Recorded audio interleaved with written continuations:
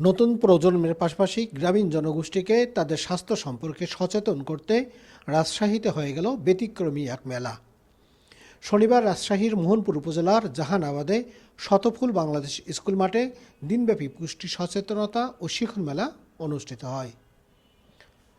পল্লী কর্ম সহায়ক ফাউন্ডেশন PKSF এর অর্থায়ন ও কারিগরি সহায়তায় শতফুল বাংলাদেশ আয়োজিত এই মেলায় কয়েকটি স্টলের মাধ্যমে এলাকার জনগণকে পুষ্টি সম্পর্কে সচেতন করা হয়।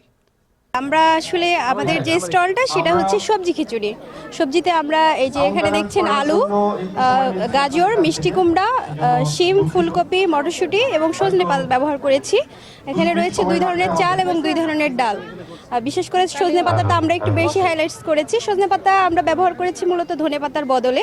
সজনে পাতাতে যে সমস্ত পুষ্টি গুণ রয়েছে সেটা কিন্তু ধনে পাতার থেকে বেশি, এবং সজনে পাতাকে বলা হয় পুষ্টিগুণের আধার। তো আমরা চেষ্টা করেছি এই সবগুলোকে দিয়ে কিভাবে ভালো করে খিচুড়ি রান্না করা যায়, এটা একটা বিষয়। আর একটা হলো সবজিগুলো কাটার ব্যাপারে আমরা একটু বড় বড় করে রেখেছি, দেখতে পাচ্ছেন। আর চাল ডালগুলো ধোয়ার ক্ষেত্রে আমরা একটু অল্প পানি ব্যবহার করেছি, এইটাতে পুষ্টিগুণগুলো নিশ্চিত হয়। মানে খিচুড়ির আইটেমগুলো দেখছেন তো আপনারা, অনেক কিছু এখানে আছে। অবশ্যই স্বাস্থ্যসম্মত এবং সবাই খেতে পারবে, বাচ্চা থেকে বড় পর্যন্ত সবাই খেতে পারবে। আমাদের আইটেমগুলো ফিশের মধ্যে আপনার ফিশ সিঙ্গাড়া, ফিশ পুরি, ফিশ রোল, তারপরে ফিশ বার্গার, আপনার ফিশ চিকেন, এগুলো আইটেমগুলো দেয় আমাদের আজকের এগুলো। মানে এটা আপনার পুষ্টির জন্য ছোট ছালপালাদের খুব ভালো। আয়োজক সংগঠন সচেতন বাংলাদেশের নির্বাহী পরিচালক জানান, সঠিক খাদ্যাভ্যাস ও জীবনযাপনের উন্নয়নের মাধ্যমে মানুষের রোগ প্রতিরোধ ক্ষমতা বৃদ্ধি পায়।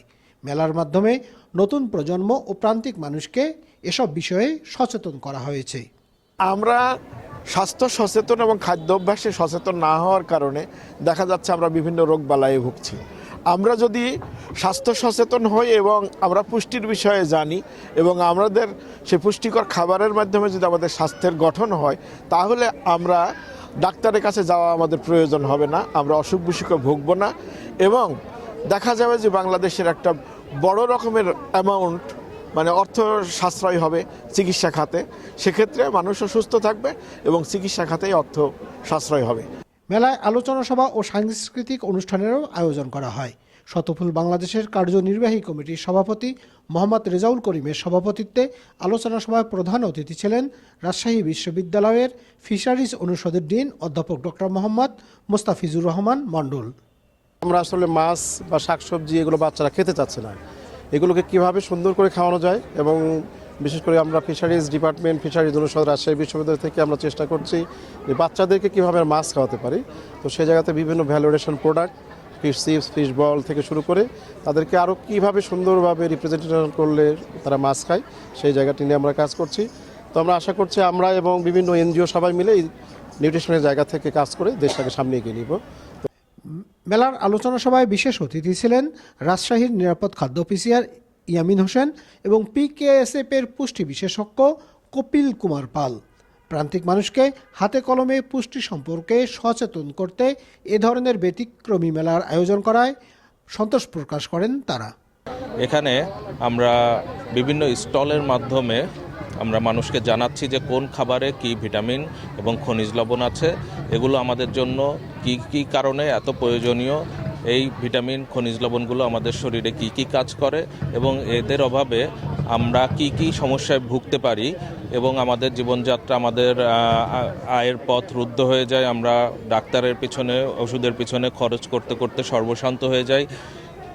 এগুলো এই চক্রটাকে উল্টো করার জন্য আমাদের খাবারের মাধ্যমে সব শারীরিক বিষয়ে সমাধানের লক্ষ্যে আমরা মেলাটি আয়োজন করেছি।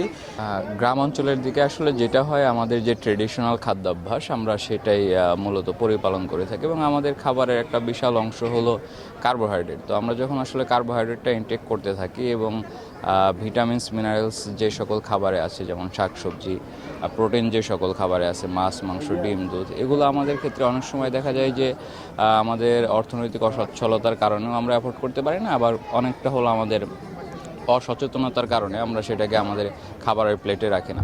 কারণ শাকসবজিটা কিন্তু আমাদের অর্থনৈতিক অসচ্ছলতার কোনো কারণ না, এটা আমরা খুব সহজেই আমাদের খাবারের প্লেটে রাখতে পারি।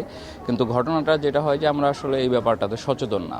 এখানে আমি কিছু কোমলমতি শিক্ষার্থীদের দেখলাম, এদের ব্রেনটা হলো ডেভেলপিং স্টেজে। এই স্টেজগুলোতে আমরা এদেরকে যত বেশি পুষ্টি সমৃদ্ধ নিরাপদ খাবার দিতে পারবো, এদের ব্রেনটা তত বেশি ডেভেলপ হবে এবং আমাদের ভবিষ্যৎ প্রজন্ম আরও অনেক বেশি এগিয়ে যাবে।